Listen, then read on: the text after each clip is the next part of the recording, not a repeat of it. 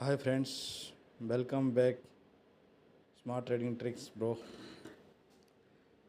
देखो आज आम देखा बिटकॉइन रो काली जो एनालिसिस करथिलु फाइनल टार्गेट अचीव होईची 1:7 अचीव हो गला हमरो।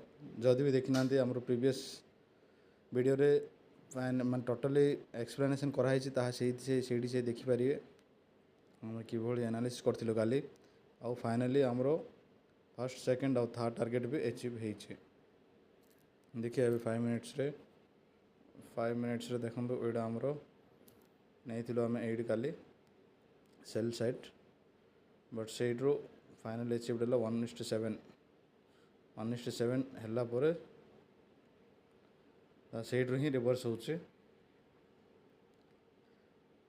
जदि भी देखी ना फ्रेंड्स जाकि देखिपारे प्रीवियस काली जो अपलोड कराइला से वीडियो रे आम एनालिसिस करथिलु।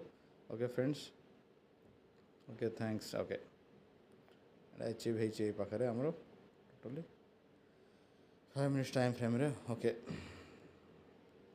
लाइक शेयर सब्सक्राइब करंतु भाई माने आउ जहाँ भी डाउट अच्छी कमेंट्स रे पचारि पारिए। Okay thanks.